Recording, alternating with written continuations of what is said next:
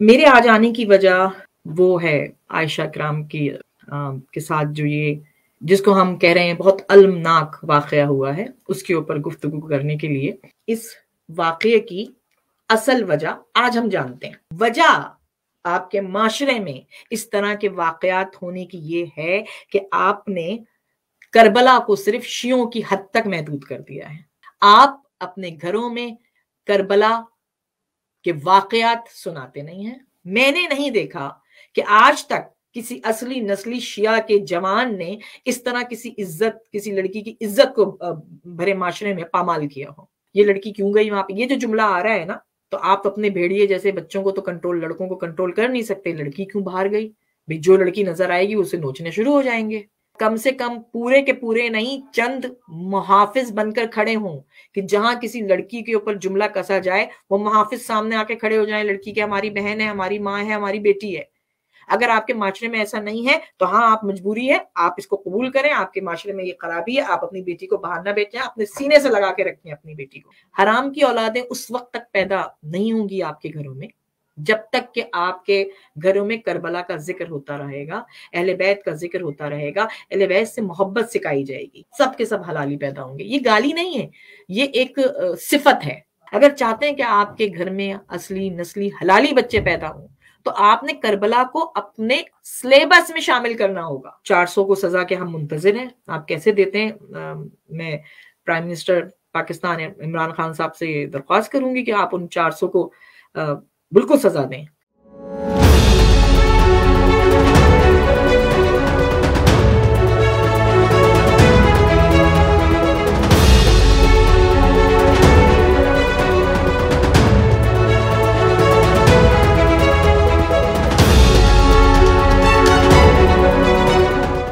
आदाब, मैं हूं शफक जाफरी और आप देख रहे हैं पहचान टीवी।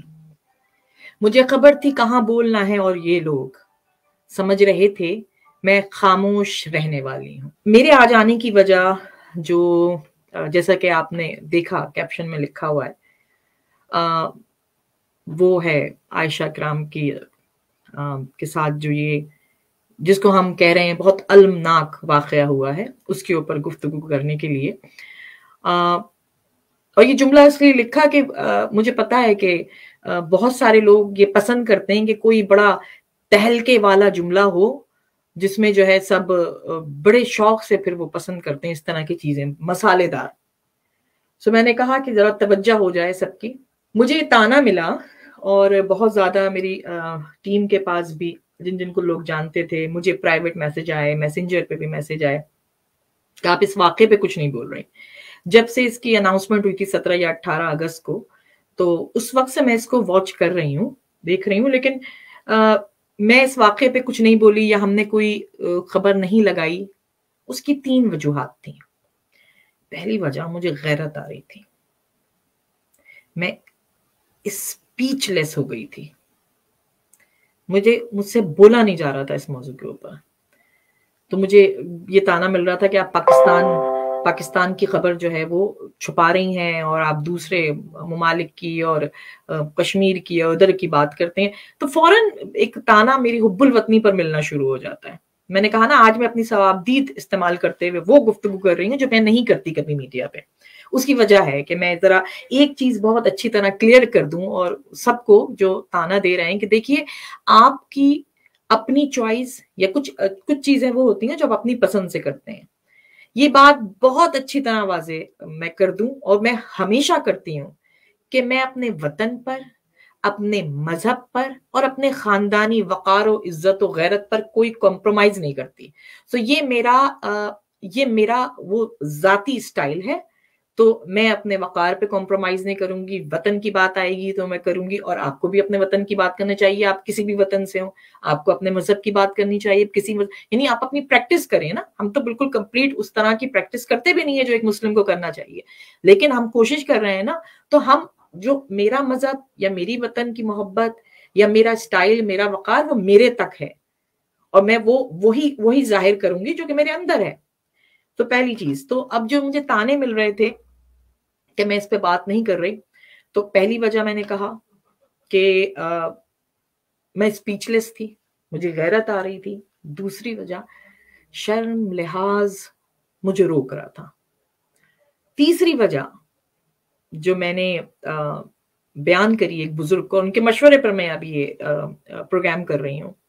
मैंने कहा ये क़याम अज़ा है और ये 9-10 मुहर्रम हम जिक्र हुसैन के अलावा कुछ करते नहीं है, तो मैं कोई प्रोग्राम नहीं कर सकती। उन्होंने मुझे कुछ दलीलें ऐसी दी कि मुझे कायल कर लिया और फिर मुझे थोड़ी सी शर्मिंदगी महसूस हुई। उन्होंने कहा यही तो वो दिन है कि तुम्हें इस मौजू पर बात करनी चाहिए, यही तो वो खास दिन है कि जिस दिन तुम्हें इस लड़की के साथ जो ज्यादती हुई उस पर आवाज उठानी चाहिए। उनकी दलीलें कुछ ऐसी थी कि मैं मजबूर हो गई कि मैं यहां पर आवाज उठाऊं। अच्छा, अब हम बात करते हैं कि कुछ पॉइंट्स बनाए मैंने, सुनिएगा कि मैं एक दलील देने जा रही हूं। ये जो वाकया हुआ है इसकी असल वजह क्या है? इस वाकये की असल वजह आज हम जानते हैं और बड़े हौसले से और बड़े दिल और जिगर के साथ आपने ये बात सुननी है जो मैं कहने जा रही हूं। वजह क्या है? मुझे बहुत सारे लोगों ने ना मैसेजेस किए थे, उसमें से एक मैसेज मेरे पास आया, वो था कि हजरत सूफी बरकत लिधानवी रहमतुल्लाह अलैह से किसी ने पूछा क्या आप सुन्नी हैं या शिया या देवबंदी? तो आपने फरमाया कि करबला के बाद 2 ही फिरके बचे थे, एक हुसैनी और एक यजीदी, तो मैं हुसैनी हूं। वजह आपके माशरे में इस तरह के वाकयात होने की ये है कि आपने करबला को सिर्फ शियों की हद तक महदूद कर दिया है। आप अपने घरों में करबला के वाकयात सुनाते नहीं हैं। आप अपने घरों में करबला में क्या हुआ, इमाम अली मकाम, उनके वाकयात सुनाते नहीं हैं। आप अपनी नस्लों के दिलों में अहले बैत की मोहब्बत पैदा ही नहीं कर रहे, क्योंकि आपने तो शियों को तकसीम कर दिया, नहीं शिया सिर्फ हुसैन के, जबकि कह गया शायर कि इंसान को बेदार तो हो लेने दो, हर कौम पुकारेगी तुम्हारे हैं हुसैन। तो आपने जब ये भाई आपने महदूद कर दिया ना। अगर आप करबला नहीं सुनाएंगे, अगर आपने करबला के बारे में, मतलब मुझे बाज दफा बड़ा अजीब सा लगता है जब मुझसे कहते हैं कि आप हर साल इसी तरह, क्या जरूरत है, आप लोग रोते हैं।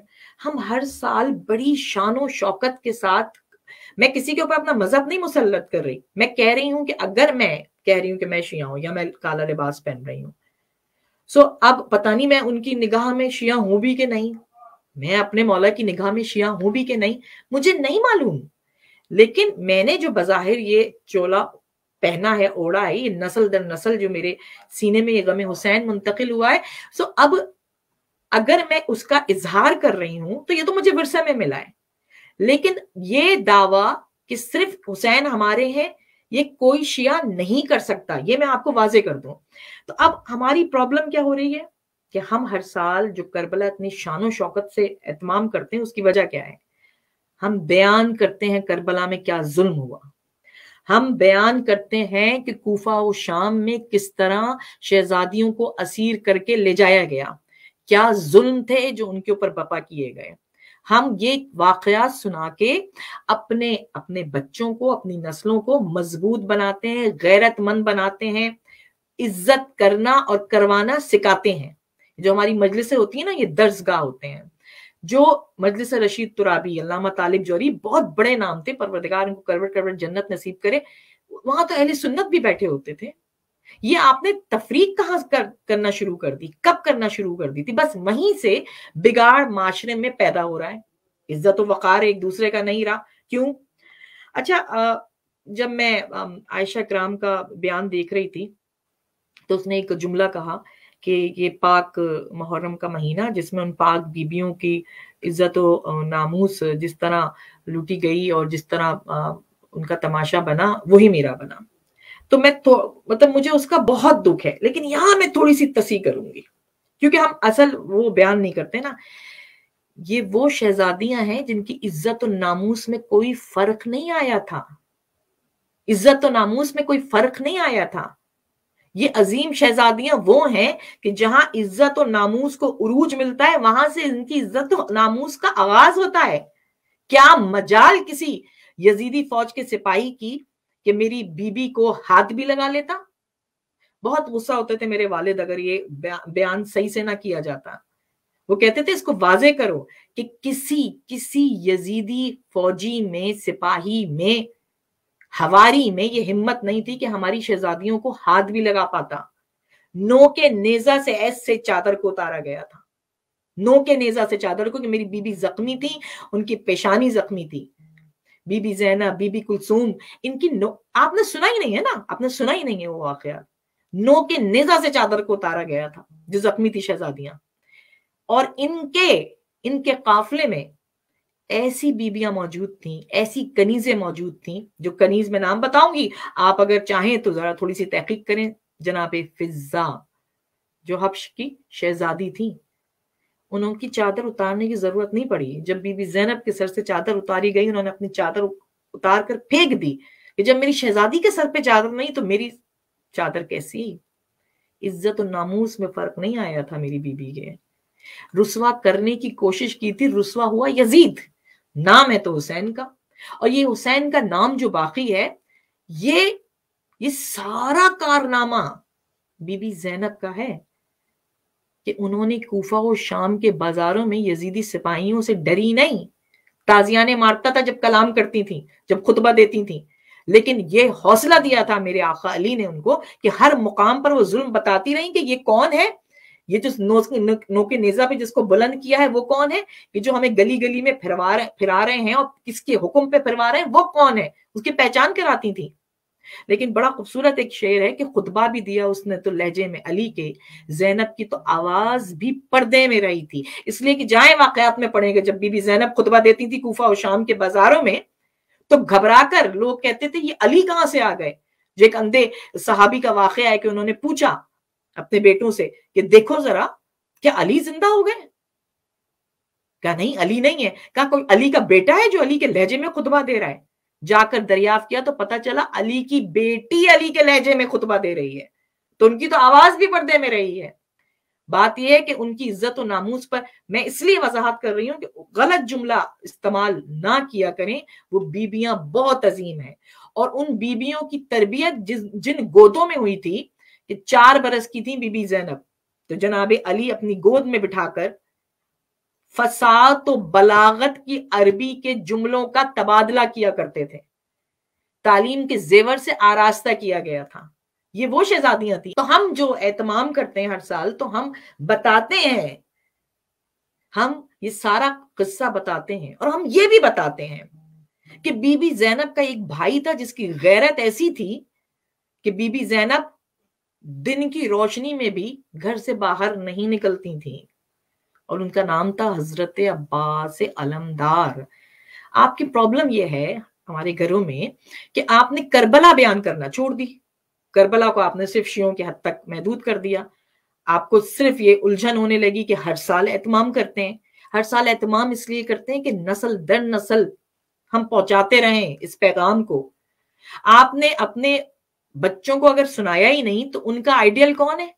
وہ اپنا ہیرو کسے مان رہے ہیں؟ وہ تو اپنا ہیرو سلمان خان اور شاہ رخ خان کو مان رہے ہیں نا. ان کو کیا پتا محمد مصطفیٰ صلی اللہ علیہ وسلم اپنی بیٹی کے آنے پر اٹھ کے کھڑے ہو جاتے تھے. کتنی دفعہ آپ نے بتایا ہوگا یہ. علی مرتضیٰ اپنی بیٹی کا کیسا احترام کرتے تھے، کیسے مشورے لیتے تھے. امام حسین بی بی زینب کے بغیر انہوں نے سفر نہیں اختیار کیا. آپ نے بتایا ہی نہیں قصہ. آپ نے بتایا ہی نہیں کہ بی بی زینب کا مولائے کائنات کا ایک ایسا غیرت مند بیٹا تھا، ایک ایسا غیرت مند بیٹا تھا کہ جس کی غیرت کو یہ گوارا نہیں تھا کہ جب نو کے نیزہ پر سب کے سر بلند کیے گئے وہ اپنا سر نو کے نیزہ سے گرا لیتا تھا. ان کا نام تھا حضرت عباس. آپ نے بتایا ہی نہیں. جو آپ کہہ رہے ہیں نا کہ جیسے ان کی عزت و ناموس، ارے بی بی ہاتھ جل جاتے وہ جو بی بی زینب کی چادر کو ہاتھ لگاتے، ٹوٹ جاتے وہ ہاتھ جو بی بی زینب کے چادر کو ہاتھ لگاتے ہیں، خاک ہو جاتے وہ لوگ جو بی بی زینب کی طرف ہاتھ بڑھاتے. نو کے نیزہ سے اتاری گئی تھی کیونکہ عباس کی غیرت کو گوارا نہیں تھا. پورے رستے میرے آقا عباس کی آنکھیں بیچی ہوئی تھیں، آنکھیں نہیں کھولتے تھے، اور لبوں سے ایک جملہ آتا تھا اب آپ بہت سارے اعتراضات لوگوں کے ہوں گے، لیکن لبوں سے ایک جملہ نکلتا تھا کہ عباس قیامت تک آنکھیں نہیں کھولے گا کہ کہیں زینب کے کھلے سر پہ نظر نہ پڑ جائے، کہیں میں اس حال میں نہ دیکھ لوں تو بیویوں کے پسے گردن ہاتھ بندھے ہوئے تھے۔ یہ جو غیرت کے قصے تھے، آپ نے دیکھیں بہت کم، وہ بھی بہت کم، وہ بھی شکایت ہے مجھے کہ حضرت محمد مصطفیٰ صلی اللہ علیہ وسلم کے اصل واقعات تو آپ سناتے نہیں ہیں۔ آپ نے یہ تو بتایا وہ رحمت للعالمین تھے، بڑا نرم بولتے تھے، پر آپ نے خیبر و خندق میں علی کا اترنا نہیں بتایا، میدان میں علی کا جانا نہیں بتایا، میدان میں جا کر فتح حاصل کرنا علی کی سنائی نہیں، آپ نے علی کا جلال نہیں بتایا، عباس کا غیظ و غضب نہیں بتایا، تبھی تو آپ کے بیٹے ایسے ہیں۔ اچھا میں ایک بہت بڑا دعویٰ کر لوں معذرت کے ساتھ، میں یہ دعویٰ کرنے کی ذرا مجال کر رہی ہوں، مجھے یقین ہے، ہو سکتا ہے میں غلط ہوں، مجھے یقین ہے کہ جن 400 کا آپ ویڈیو دکھا رہے ہیں اس میں سے کوئی ایک شیعہ نہیں ہوگا، کوئی ایک شیعہ کے گھر کا اصلی اور نسلی شیعہ کا بچہ نہیں ہوگا، یہ میرا ایمان، میرا عقیدہ کہتا ہے۔ کہیں میں نے نہیں دیکھا آج تک، ہوگا، میں یہ نہیں کہہ رہی نہیں ہوگا، میں نے نہیں دیکھا کہ آج تک کسی اصلی نسلی شیعہ کے جوان نے اس طرح کسی لڑکی کی عزت کو بھرے معاشرے میں پامال کیا ہو۔ اچھا اس کی ایک وجہ یہ ہے، اور دوسری وجہ یہ ہے کہ اس دن 4 یا 5 محرم تھی، یعنی یہاں اور وہاں کے فرق کو دیکھیں پاکستان کے تو، اور اہل سنت کے اور اصلی نسلی اہل سنت کے اور شیعہ گھرانوں کے بچے اور جوان مجلسوں کا اہتمام کرنے میں مصروف تھے۔ یہ جتنے تھے وہ سارے کے سارے اوباش تھے، یہ وہ بدبخت تھے کہ جو تماشا لگاتے ہیں اور تماشا لگانا پسند کرتے ہیں۔ اور اگر آپ اس چیز کا اقرار نہیں کریں گے تو پھر وہ جو شعر ہے نا کہ تم اسی قوم کے وارث ہو جس نے اولاد پیغمبر کا تماشا دیکھا، تو آپ نے تو تماشا دیکھنے کے لیے اپنے بچوں کو بھیجا ہوا ہے۔ یہ جو آپ سارا الزام مردوں پہ ڈال رہے ہیں، یہ معاشرہ مردوں کا، میں کہہ رہی ہوں، میں پاکستانی معاشرے کو اس وقت بلیم کر رہی ہوں، سن لیں وہ سارے لوگ، صرف پاکستانی معاشرے میں تو یہ نہیں ہوتا، بہت سارے ملکوں میں یہ ہوتا ہے۔ تو اب اجتماعی سوچ رکھتے ہوئے سوچیں کہ آپ کے لڑکے، آپ کے گھر کے مرد جب گھر سے باہر نکل رہے ہیں تو ان کی آنکھوں میں حیا کیوں نہیں ہے دوسری عورت کے لیے، دوسری لڑکی کے لیے کیوں نہیں ہے؟ یقیناً آپ کی تربیت میں قصور ہے، کمی ہے۔ میں اب ماؤں سے سوال کر رہی ہوں، آپ مردوں کو کہہ رہے ہیں نا، بالکل ان سب کو آپ لٹکا دیں پھانسی، پر میں ان ماؤں سے سوال کر رہی ہوں کہ صرف یہ بینر لے کر باہر احتجاج کر جو کہا جا رہا ہے، میں ان سے اختلاف ٹوٹلی نہیں رکھتی کہ وہ موم بتی والی آنٹیاں، لیکن رکھتی بھی ہوں کہ وہ جو بینر آپ نے بیہودہ جملوں کے سڑکوں پہ نکالے تھے، ان جملوں سے آپ کا حق نہیں ملے گا یا آزادی نہیں ملے گی، بلکہ اب آپ کو یہ پروف کرنا ہوگا۔ آپ کی گود میں جو بچے پروان چڑھ رہے ہیں نا، ان کو آپ نے ان کربلا والوں کے واقعات سنانے ہوں گے، ان کو یہ درس دینا ہوگا، ان کو بتانا ہوگا حیا غیرت کیا ہوتی ہے، ناموس کیا ہوتی ہے، ان کو بتانا ہوگا کہ گھر سے باہر نکلو تو ہر عورت کو بہن یا ماں کی نگاہ سے دیکھو، اور اگر نہیں دیکھ سکتے تو نگاہوں کو جھکا لو۔ آپ نے سکھایا؟ یا جب آپ کے بچے واپس پلٹ کر آتے ہیں تو آپ ان سے پوچھتے ہیں کہاں سے آ رہے ہو، کیا کر کے آ رہے ہو؟ آپ کے والدین نے آپ سے ضرور پوچھا تھا، ہم سے تو پوچھا تھا، شام ڈھلے گھر لوٹ آؤ، ہمارے یہاں تو لڑکوں کے لیے بھی حکم تھا۔ اچھا ہم رہ رہے ہیں اس طرح کے معاشرے میں، آپ جن کو کہتے ہیں مغربی معاشرہ، بے باک معاشرہ، پر ہم یہاں پر اپنے بچوں کو جو پروان چڑھا رہے ہیں، ہم ان کو اس طرح کی پارٹیز میں جانے کی اجازت نہیں دیتے۔ اور جو آپ کہتے ہیں نا کہ 15 سال کے بچہ یہاں سے چلا جاتا ہے، جب بھی واپس آتا ہے کہیں سے، ہم پوچھتے ہیں کہاں سے کیا کر آئے ہو، کیونکہ ہماری تربیت یہی ہوئی تھی۔ ہم لوگ کوشش کرتے ہیں کہ ان کو ان اسلامی تاریخوں میں اہتمام کر اس کی اہمیت کو اجاگر کریں، اس کی اہمیت کو بتائیں۔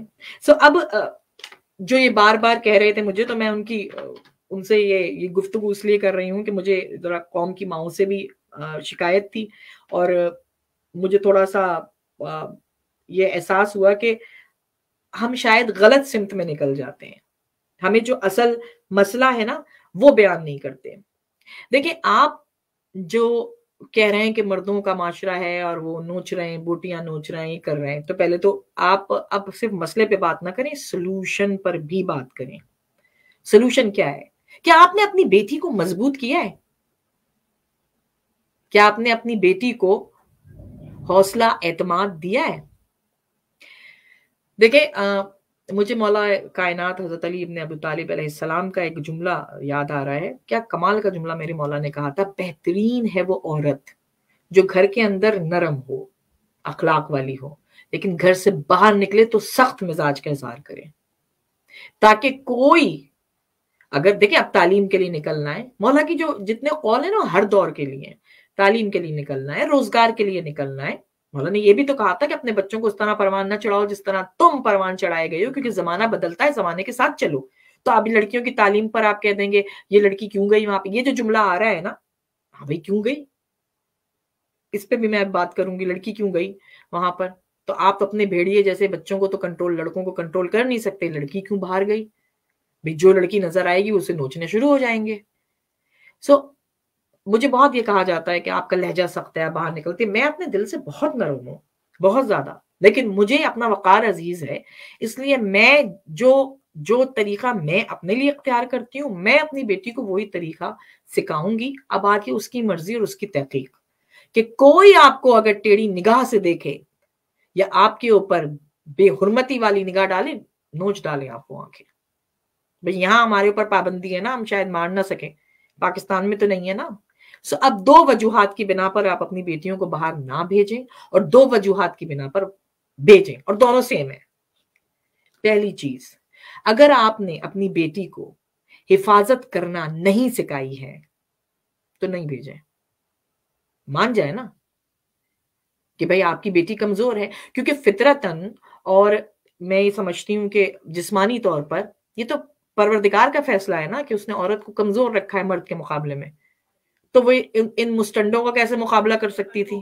تو پہلے تو یہ بات کہ آپ نے اگر حفاظت کرنا اپنی بیٹی کو نہیں سکھائی ہے تو آپ نے اس کو باہر نہیں جانے دینا۔ دوسری وجہ، یا تو آپ کا پورا معاشرہ سدھر گیا ہو، اس میں تبدیلی آ گئی ہو، یا کم سے کم پورے کے پورے نہیں، چند محافظ بن کر کھڑے ہوں کہ جہاں کسی لڑکی کے اوپر جملہ کسا جائے وہ محافظ سامنے آ کے کھڑے ہو جائیں، لڑکی کے ہماری بہن ہے، ہماری ماں ہے، ہماری بیٹی ہے۔ اگر آپ کے معاشرے میں ایسا نہیں ہے تو ہاں آپ مجبوری ہے، آپ اس کو قبول کریں، آپ کے معاشرے میں یہ خرابی ہے، آپ اپنی بیٹی کو باہر نہ بیچیں، اپنے سینے سے لگا کے رکھیں اپنی بیٹی کو، مجبوری، یہ مجبوری ہے تو اس کو مان لیں۔ جو یہ کہا جا رہا ہے نا کہ آپ، حکومت کی طرف سے بڑے اچھے بیانات آ رہے ہیں، ٹویٹ بھی کیا جا رہا ہے، ہم نے تو بڑا یقین بھی رکھا تھا ان پہ، ان 400 لوگوں کو عبرتناک سزا دی جائے گی، ہم منتظر ہیں، یعنی ہر پاکستان کی ہر ماں، ہر بیٹی، ہر بہن منتظر ہے کہ ان کو سزائیں دی جائیں، اس میں تو کوئی کمپرومائز کریں گے ہی نہیں ہم۔ لیکن آپ ان 400 کو سزا دے دیں گے، وہ جو 4000 تیار ہو رہے ہیں گھروں میں، اس کا کیا کریں گے آپ؟ ان 4000 کو کیسے روکیں گے جو پھر 4 لاکھ، پھر اس سے 4 کروڑ ہوتے چلے جائیں گے؟ جنریشن تو آپ کی بڑھتی چلی جا رہی ہے نا، بچے پیدا ہونے تو گھروں میں بند نہیں ہو رہے۔ تو وجہ کیا ہے کہ آپ کے گھر میں کیا ایسا ہو کہ آپ کے گھر میں کوئی حرام کی اولاد پیدا نہ ہو۔ معذرت کے ساتھ میں گالی نہیں دے رہی ہوں، میں تو اپنے آپ کو روک رہی ہوں بہت، کیونکہ میں اس وقت اپنے گھر کے خانے میں بیٹھی ہوئی ہوں، میں اپنے آپ کو روک رہی ہوں، اپنے مولا کے سائے میں بیٹھی ہوں، اور اس لیے علم کے نیچے بیٹھ کر یہ بات کر رہی ہوں کہ مجھ میں یہ حوصلہ ہو کہ میں بات کر سکوں۔ حرام کی اولادیں اس وقت تک پیدا نہیں ہوں گی آپ کے گھروں میں جب تک کہ آپ کے گھروں میں کربلا کا ذکر ہوتا رہے گا، اہل بیت کا ذکر ہوتا رہے گا، اہل بیت سے محبت سکھائی جائے گی، نہیں ہوں گی، سب کے سب حلالی پیدا ہوں گے۔ یہ گالی نہیں ہے، یہ ایک صفت ہے، حرام کا ہونا یا حلال کا ہونا ایک صفت ہے، اس کو پہچانیے۔ اگر چاہتے ہیں کہ آپ کے گھر میں اصلی نسلی حلالی بچے پیدا ہوں تو آپ نے کربلا کو اپنے سلیبس میں شامل کرنا ہوگا۔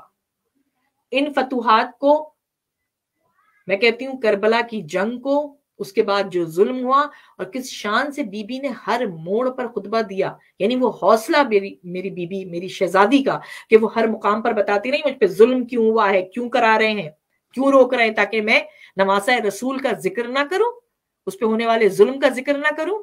آپ کیا بات کرتے ہیں، یہ اتنی غیرت مند بیبیاں تھیں جو میں نے کہا نوکے نیزہ سے چادر اتاری گئی، جو صرف ملتا ہے واقعہ مقاتل میں وہ ہے حسین کی 4 برس کی بچی کا، جو کہ پوری مکمل 4 برس کی تھی بھی نہیں، کہ اسے جب وہ حسین کا نام لیتی تھی تو تماچے مارے جاتے تھے۔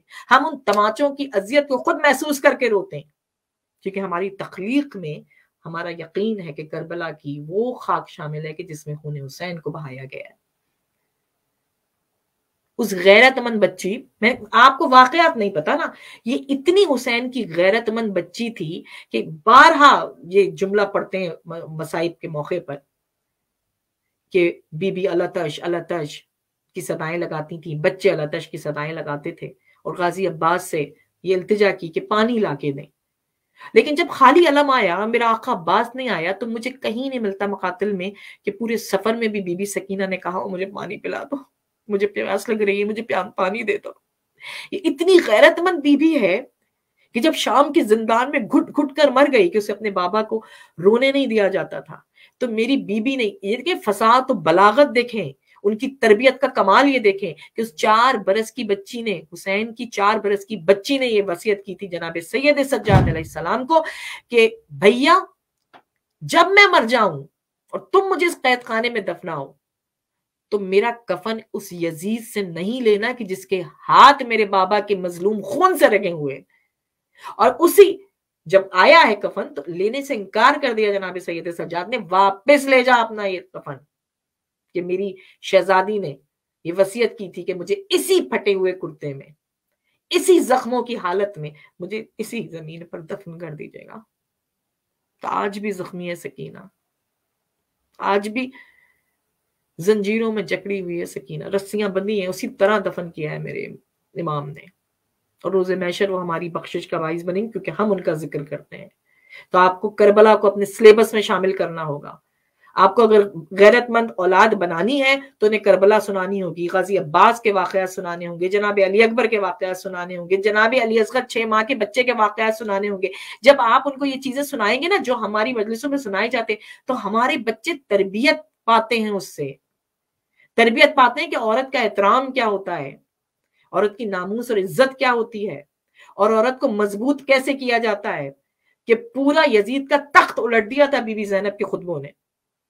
وہ علم، وہ فصاحت و بلاغت کہ سناٹا چھا جاتا تھا ان کافروں کے مجمع میں بھی، ان منافقوں کے، ان ملونوں کے مجمع میں بھی، جب میری بیوی خطاب کیا کرتی تھی۔ یہ حوصلہ آپ کو دینا ہوگا۔ معذرت کے ساتھ اگر میں جذباتی ہو گئی ہوں، اس سے زیادہ میرے خیال میں بول بھی نہیں سکتی اور نہ مجھے بولنا چاہیے، لیکن جو میں بات کر رہی تھی کہ 400 کو سزا کے ہم منتظر ہیں، آپ کیسے دیتے ہیں؟ میں پرائم منسٹر پاکستان عمران خان صاحب سے یہ درخواست کروں گی کہ آپ ان 400 کو بالکل سزا دیں، لیکن ان 4000 کی تربیت کا بھی انتظام کریں، اور یہ کربلا کا جو اہتمام، کربلا کے واقعے کو ہم جو یاد تازہ کرتے ہیں ہر سال، اس کے اصل مقصد کو سمجھیں۔ اور یہ جو کوشش کی جا رہی ہے سنی شیعہ فساد ہو، سنی شیعہ سب بائی بائی، کوئی فساد کی ضرورت نہیں ہے، اور نہ ہم اب ہونے دیں گے فساد، کیونکہ جب قوموں میں عقل و شعور آ جاتا ہے تو پھر وہ اس طرح کے لڑانے والوں کی حقیقت کو سمجھ جاتے ہیں۔ تو حسین سب کے ہیں، میرا آج کا پیغام یہی ہے کہ حسین سب کے ہیں۔ آپ نے اپنے بچوں کی تربیت کس طرح کرنی ہے یہ بھی آپ کو کربلا سکھاتی ہے۔ جب وہ واپس پلٹ کر آئیں تو ان بغیرتوں سے پوچھیں کہ کہاں سے کیا گل کھلا کر آ رہے ہو۔ میں اپنے جذبات کو بہت کنٹرول کرتے ہوئے یہ بات کر رہی ہوں، اس لیے کہ یہ بات صرف پاکستان کی نہیں ہے، یہ ہر ملک کی بات ہے، لیکن اگر میرے وطن کی بات آ رہی ہے، میرے وطن کی ناموس اور عزت پر حرف آ رہا ہے ایک واقعے سے، تو میں احتجاج ضرور ریکارڈ کراؤں گی اپنا، اور میں عائشہ اکرام سے بھی کہوں گی کہ آپ نے ہمت کری، آپ ہمت کریں تاکہ کسی اور لڑکی، بیٹی، بہن کے ساتھ ایسا واقعہ نہ ہو۔ لیکن پھر میرا وہ جملہ کہ اگر آپ اپنی بیٹیوں کو حفاظت کرنا نہیں سکھا سکتے خود کی، تو نہ باہر بھیجیں جب تک آپ کا معاشرہ تبدیل نہیں ہوتا۔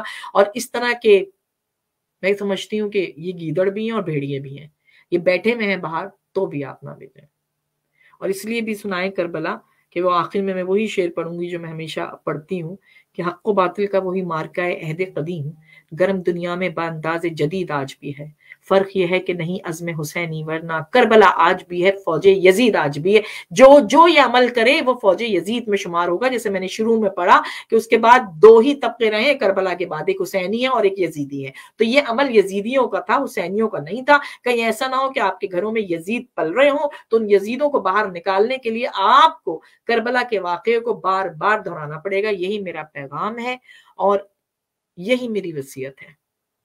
اپنا بہت خیال رکھیں، اس پروگرام کو زیادہ زیادہ شیئر کریں، اپنے احتجاج کو ریکارڈ کرائیں یا کمنٹس دیں، اپنا مشورہ دیں. جب تک کے لیے مجھے اجازت دیں، خدا حافظ.